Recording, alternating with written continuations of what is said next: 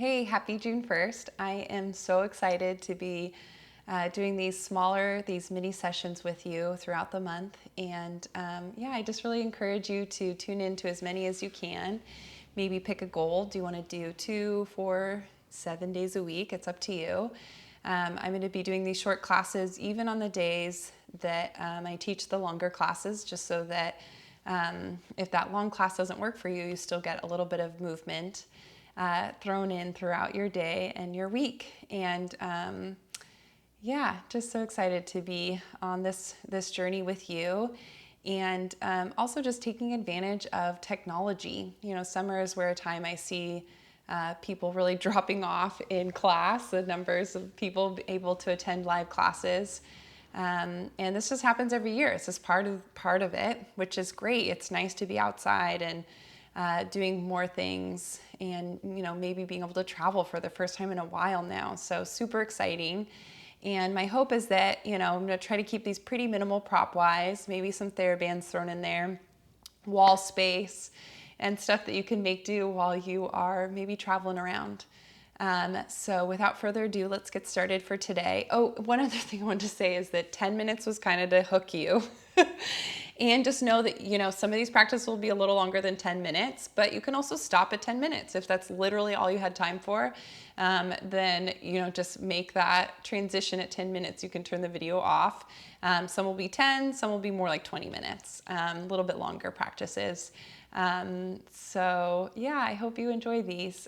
Today we'll just be starting the first off in the month, finding some stability and strength through our torso. Really helps carry us forward into good posture, good breathing mechanics, all kinds of wonderful stuff that we can take on throughout the day. So you'll come and lay with your head towards the wall, completely flat, padding for your head if you want.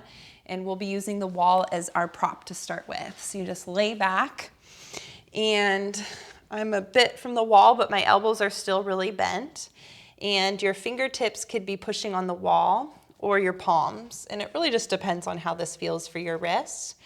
And then while you're here, I want you to start to first make your lower back heavy against the floor and your pelvis a little bit light. And then really start to engage with the wall, pushing into the wall.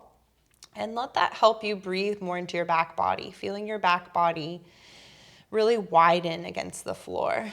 And you're just taking big breaths into your back ribs. And exhales, finding that stability, the connection between the front of your rib cage and your pubic bone. So we've got quite a bit of space there with no bones to support and provide more stability and structure. So we need strength and stability through the anterior abdominal wall. We'll be here for a couple more breaths. You're breathing in through your nose and out through your mouth. Lower back heavy, pelvis is light. Option to spice it up by lifting one foot off the floor or both feet off the floor. And then if you're truly keeping your arms heavy and your pelvis light, lower back firm against the floor as well as the back of your head, you might be getting a little bit shaky. I definitely am. And that's good. We are building up new neural pathways, strength, stability of our core, our arms, and we're getting out of this maybe pattern of letting the latissimus dorsi, the big back muscles, kind of pulling us into back bend in order to take our arms overhead. So we're really getting out of that kind of habit pattern. If you want to spice it up even further, you could dip one foot towards the floor, keeping your pelvis light and coming back up. You may not get all the way to the floor. I definitely personally cannot if I'm staying true to the form, right? So for this exercise, I'd love you to be improving, feeling yourself getting better and better rather than impressing, trying to get all the way to the floor. Really making the lower back heavy and the pelvis light. Okay, that's the last one. Let's take both feet to the floor, strong lower back, and then melt the effort of the arms.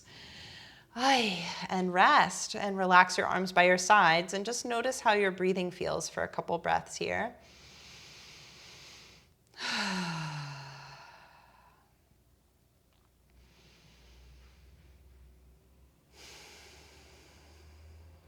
Good.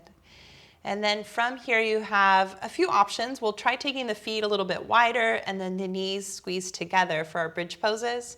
If that hurts your knees, bugs your knees, then put a spacer between your knees or take your feet a little bit closer together as well. If you had to lift into your head, maybe take it out now for this one too. So arms are a little closer, feet heavy. And then I want you to find that anterior wall, abdominal wall, a little stability there, and then bridge up. Squeeze your knees together, feet are heavy, lengthen your tailbone towards the backs of your knees. So this is not like the classic bridge, it's less of a back bend, more of a kind of a straight lift. So there's sort of a straight line between knees, hips, and shoulders. Anterior abdominal wall is stabilizing you, and you're finding that extra length of your tailbone towards the knees and opening across the front of your hips. Good. Okay, we'll lower down and then do just a couple more at your pace. So feet are heavy, we bridge up. Find a stretch at the front of your hips while you strengthen your hamstrings, the backs of your thighs, your outer hips, your glutes, and also your inner thighs, your adductors, as you squeeze your knees together. Good. Let's do one more and hold at the top again. Make sure you're breathing. You can smile, relax your jaw. Squeeze the knees together, feet are heavy, and then release and relax. I love that one for getting out of our hip flexor dominance by just waking up the posterior chain, right? So after sitting for a while, that can be a great way to just refine strength and stability at the back body. Okay, let's roll over, and then we'll take lunges, and you're gonna have the option of having your back heel at the wall now. So we'll turn and take our feet towards the wall. This is where maybe you need some padding for your knees, and feel free to use blocks for your hands. And we'll step the left foot forward and have your right heel pushing at the wall. So my toes are comfy. The ball of the foot on the floor, heels can touch the wall, and then I'm just scooching my left foot out till I come into my lunge. From here, have your hands support you, so whatever height you need, blocks or the floor, and you're really reaching your right heel back and lengthening your breastbone forward. And then a little different action, can you just take a moment and pull your feet towards each other and widen your tailbone a little bit to the right, and then re-reach your right heel into the wall. So we find a little organization at the pelvis. Okay, from here we'll keep the right hand down, and then you can just pull your left arm along your left calf and reach your left arm up to the ceiling to roll open into the twist. And then just notice if you're kind of shrugging into the right shoulder, can you widen out of the right shoulder and pull the right shoulder blade onto your back body. Good, turning open. And then from here, we're gonna do a thread the needle move. So you're gonna turn, look down at the floor and thread your left arm under your right armpit and just see how low you can get your rib cage towards your inner left thigh. And then we'll do that one more time. This is one of my favorite moves right now, reaching open and to the left arm reaching to the ceiling, and then thread the needle reaching back to the right. Good, one more time, we'll hold the twist. Okay, and then we'll turn down. Your option for the transition. So you could step back to downward dog, or you could step forward to your forward fold. And just take a breath with this symmetrical position. And then we'll shift into the second side. So right foot forward, left foot back. And we'll meet there. Scissoring your legs towards each other so you could kind of pull your feet towards each other. And that just helps me kind of organize the hips.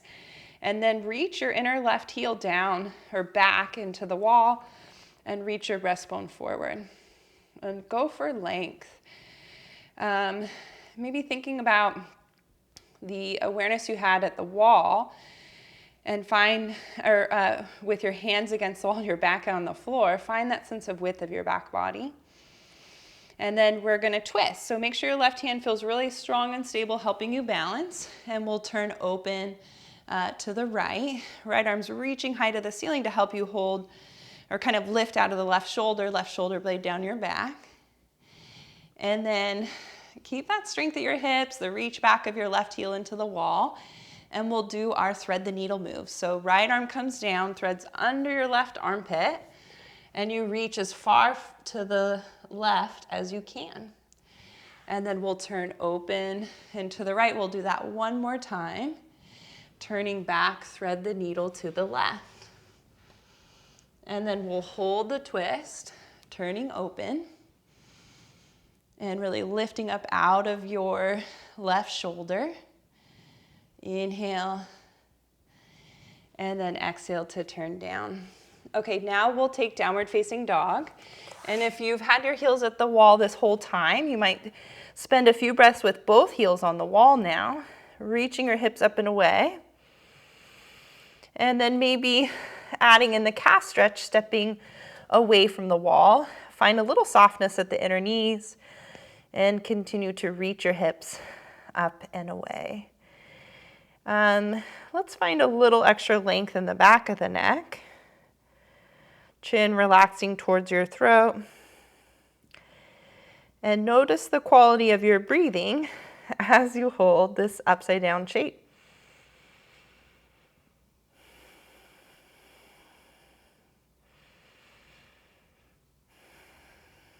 Good. Okay. And then take your time to come down and rest however is comfortable for you. So you could take child's pose, sit back on your heels, or switch to sitting cross-legged or on a prop as you need. And just let your eyes be soft or closed and just take a couple rounds of breath here.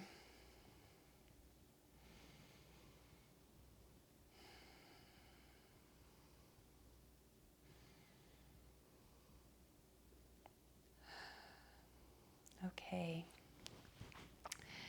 You did it. Thank you so much. Wonderful to start off the month with you here on June 1st. I look forward to practicing with you all month. And I encourage you throughout this time that if you have the extra time, you've got wiggling, see where these small movement practices take you. All of a sudden you may just really want to do another pose. So go for it. Listen to your intuition, listen to your body. If you have that time to spend just a little extra time in this quiet space of your day to explore your movement practice. All right, thank you.